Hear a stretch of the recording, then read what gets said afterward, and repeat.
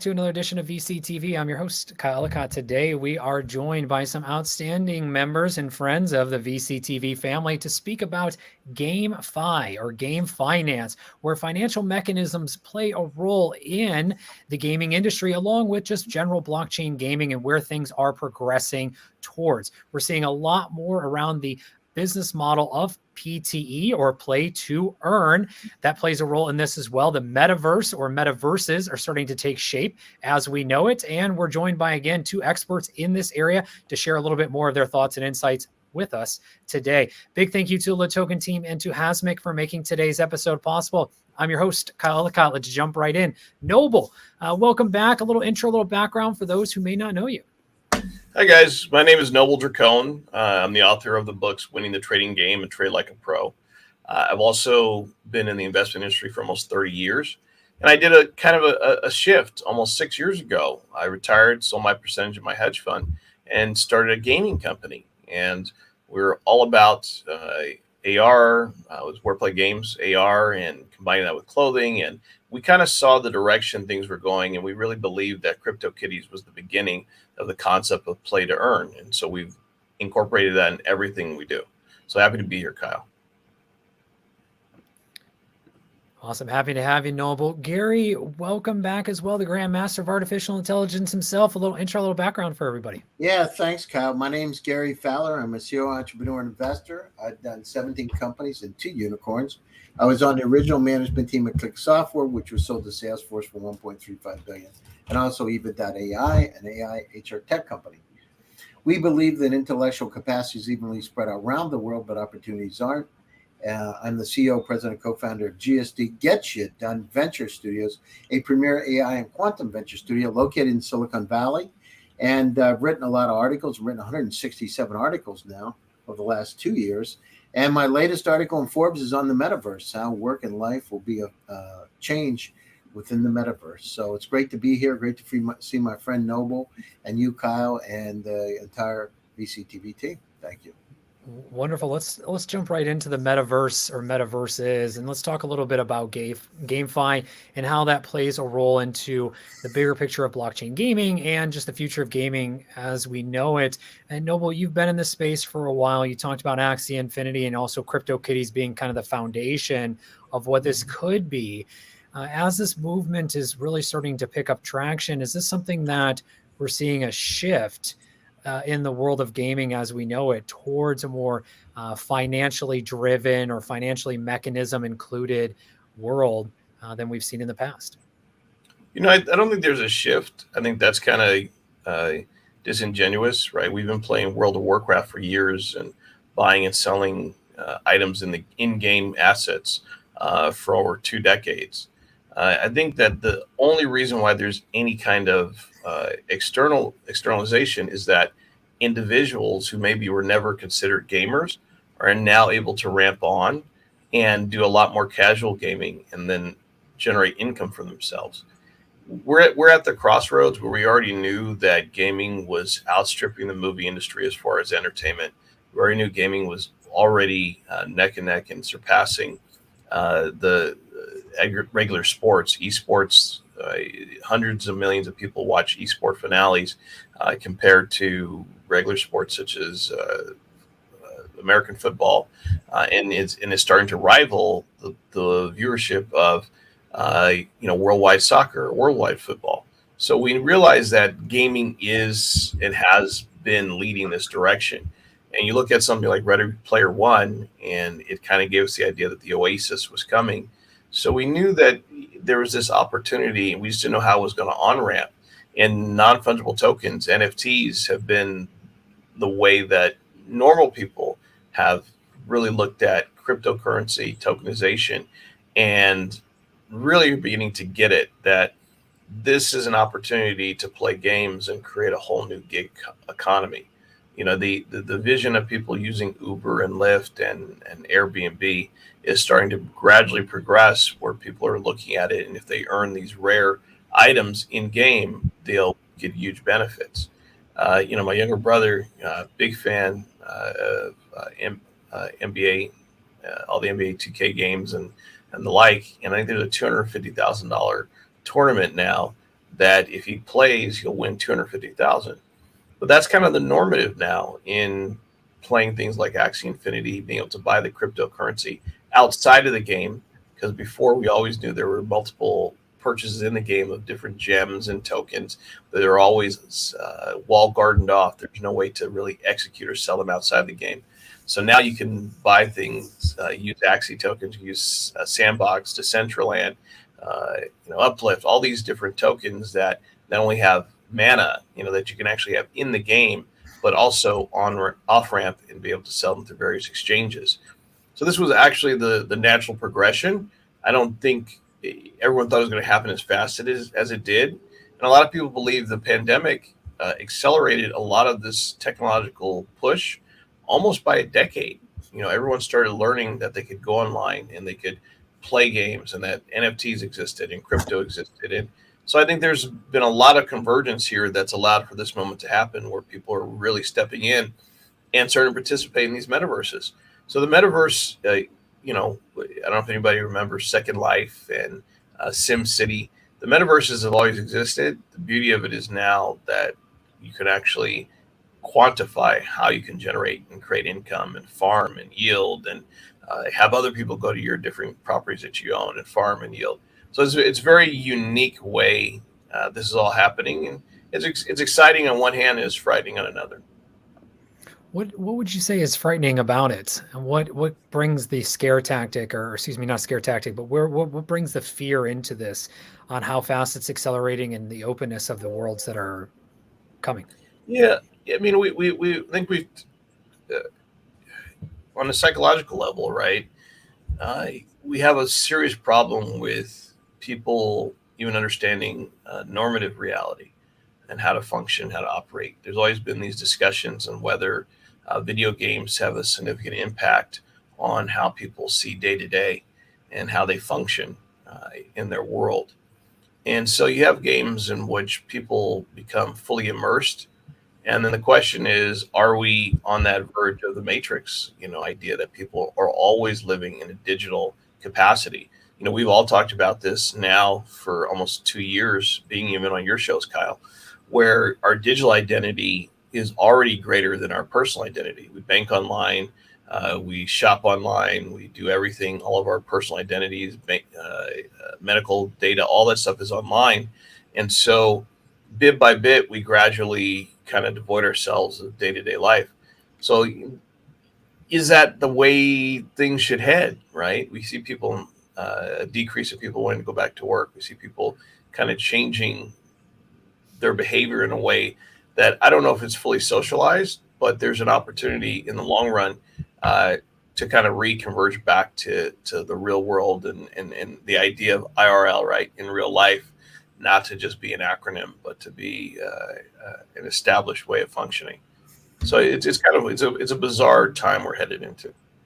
Yeah, and speaking of bizarre, I want to take a slight shift over towards artificial intelligence. And Gary, how do you see AI maybe playing a role into GameFi as it is today? And is there an opportunity where, artificial intelligence may play a bigger role in having additional characters or additional identities that actually work for each of us around gaming in some capacity? Yeah, I just want to focus on, Noble's brought out some incredible points. And I just want to say, I wrote an article last week that was in Forbes on the metaverse. But here's where we are. I mean, we are entering a new world. It's, I call it the continuous world. But it is to a point where, we don't know what's real anymore when we talk about deep fakes, when we talk about, becoming so immersed in these games. What didn't happen before is we weren't really rewarded for it. But now this whole entire economy is being set up in another metaverse world where we can be anywhere at any time. We can be anybody, right? The avatar can represent who we are.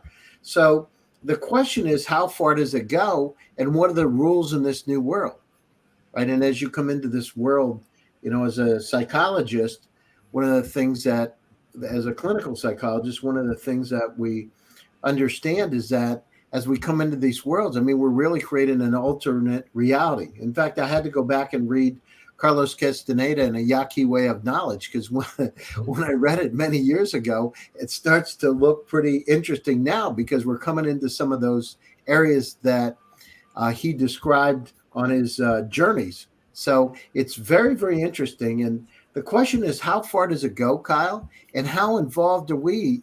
I mean, in a sense, we could use AI, as you said, and really generate ourselves in there, kind of like my friend did with Replica.ai. But essentially, you could have something that understands you enough to be able to play the game for you, right? And how many of you can play in different games? It's, where does it stop? And it's just fascinating, just absolutely fascinating how far this is going to go. So in terms of AI, as we increase the unsupervised artificial intelligence, quantum computers, and the power becomes immense, we're going to be able to generate these near real life experiences, which will merge into real life experiences. Now, think about this. What happens when we start to do these implants, singularity, as some of my friends say, and we start to become part of this world?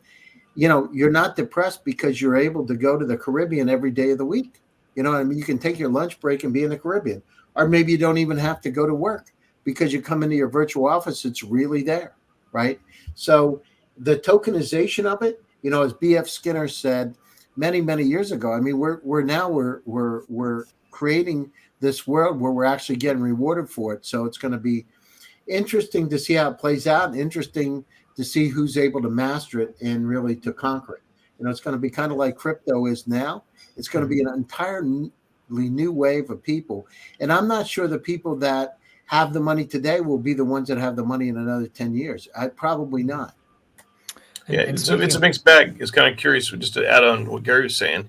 Just imagine that, right? We already have bots beating out people to buy NFTs and to buy crypto, and we've always created multiple bots. We have multiple bots doing the work for you. But really, can you imagine that you have 10 of you operating in multiple worlds, functioning based on your decision-making process, and then maybe an improvement on it? What happens if one of those selves, quote unquote, falls in love with somebody online? It's just a bizarre kind of a direction we had, particularly when you start adding in what is happening with AI.